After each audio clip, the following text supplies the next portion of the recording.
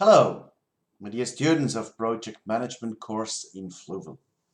You remember, we are still in the project implementation phase. After defining and planning the project, we are now executing the project.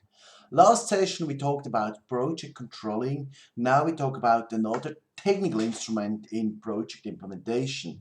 This is the reporting. Okay, a lot of people think reporting is not important because it's just a waste of paper and it's boring for the project manager to just write papers and write things down he knows anyway. But be aware, it's not for you, not only for you, coming back to this, but mainly for the project owner, that he knows what is going on in the project. And I can tell you, out of my experience, it's much easier to inform the owner in advance. So you are the guy who takes action and the owner doesn't have to ask, what's going on with my money? What are you doing? What are you doing all the time? I have no idea what's going on. So then you are in a position of defense. If you go on a regular basis, inform the owner, you have control. How to do this? It's not about the amount of papers you create.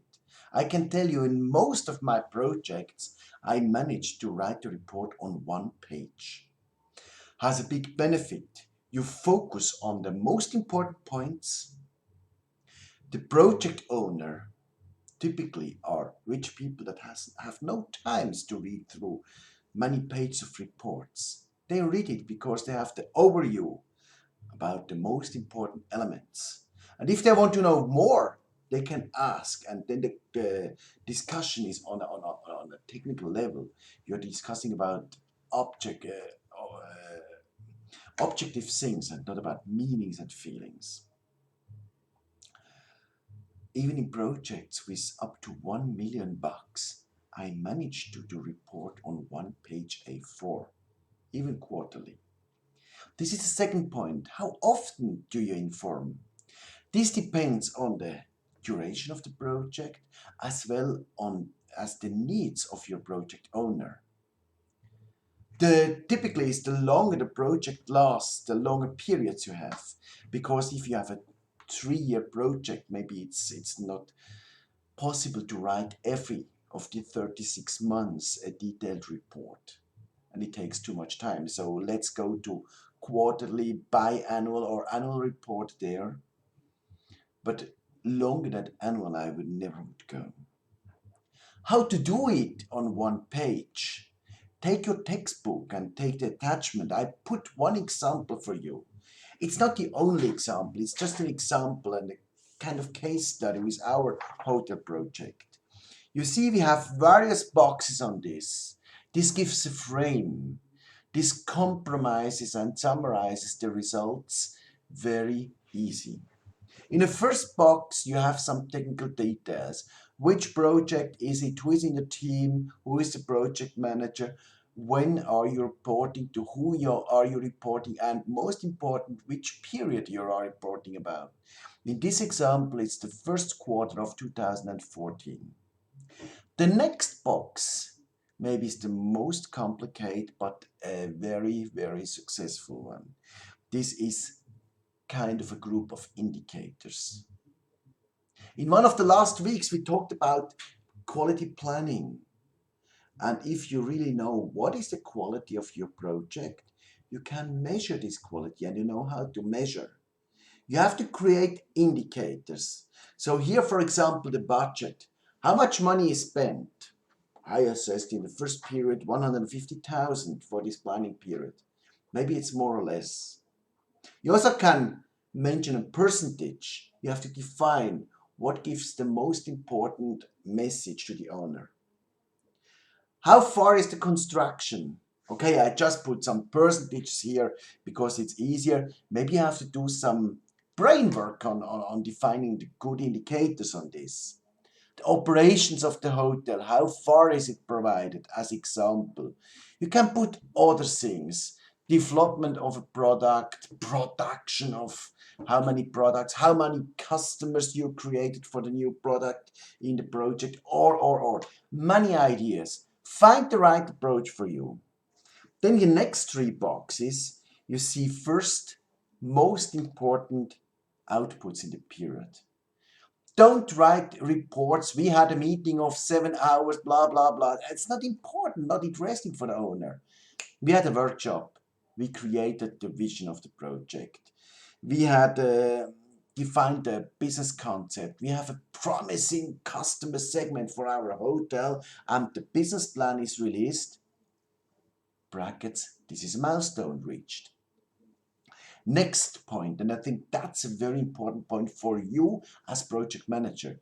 You have to identify opportunities and risks. And there is the benefit for you as a project manager from the regular project reporting. You're sitting back every month, even if it's just 5 or 15 minutes, and think about your project. Do I am on track? Are we doing the right things? Are we moving in the right direction? This one you can write down in opportunities and risks. Don't only write down opportunities. Talk about the risks in the project.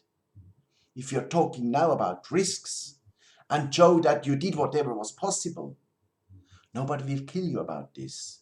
But if you hide them and coming back in a couple of months, oh, we have a problem, the whole thing is dead, then maybe you have a problem.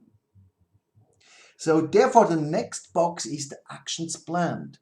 What are we doing to avoid the risk getting a problem? For example, one of the risks is if we plan a hotel, it takes about 2 years from planning until the hotel is open. So we identify the customer segment, but the market can change during this period. Okay, it will not go from A to Z, but maybe from A to D.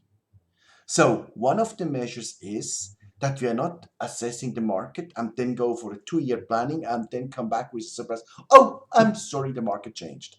No, we are ongoing listening to the market.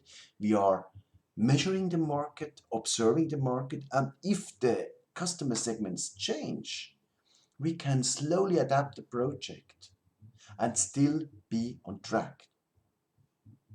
And on the last box, next steps, what are the next actions in the project? Now, how can you get this information? I'm sure you know it. If you did a proper planning, if you have a nice Gantt chart, you find most of the information there. And that's exactly this very moment in the project where you take your Gantt chart, maybe make this vertical line on the Gantt chart and check where you are. You see, project management is not very complicated, at least the technical part. Next video, we're coming back to the soft factors, the socio-economic, the social elements of the project team. I hope you enjoyed. I enjoy. See you soon. Bye bye.